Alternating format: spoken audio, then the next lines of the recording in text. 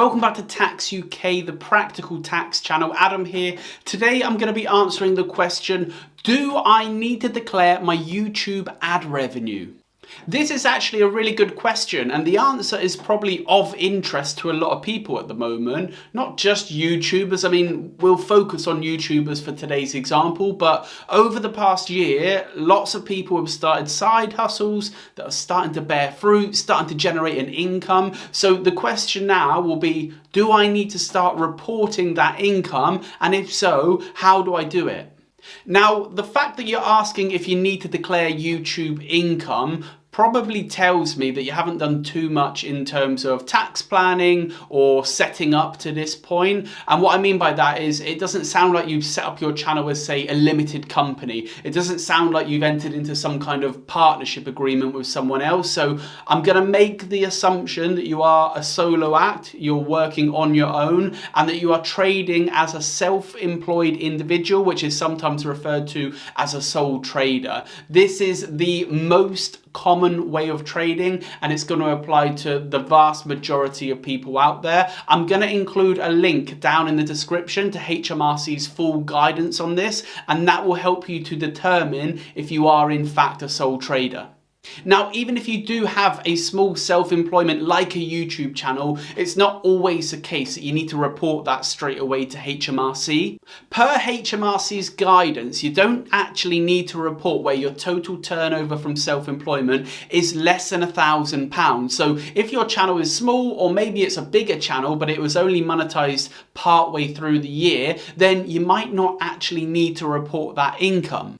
There are, however, two little caveats to this. First of all, this is based on turnover and not your profit. So it's the income that you receive before you deduct any allowable expenses. And you'll need to include any channel revenue as well, not just the ad revenue that you receive from YouTube. If you received affiliate income or maybe income for selling courses, then that needs to be considered as part of the turnover. Second is that it's £1,000 turnover from all self-employment. So if you did have two trades going on, maybe you're a self-employed plumber by day and then you're a YouTuber by night, then you would need to add those two revenues together when considering if you need to report or not. So really, the figure to keep in mind here is £1,000. Did you turn over more than £1,000 from your YouTube channel combined with any other self-employments that you might have?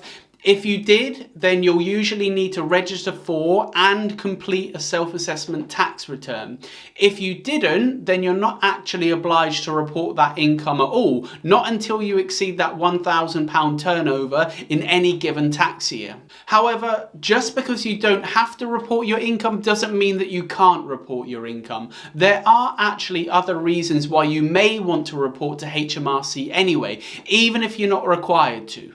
For example, by registering as self-employed and submitting an annual tax return, you can make voluntary Class 2 national insurance contributions, which are what entitle you to the state pension. So when you do get to retirement age, you won't have any problem drawing down from your full state pension. As well as this, by registering for self-assessment, it may help you to prove that you're self-employed, which may be a requirement when applying for certain allowances and certain benefits like free childcare.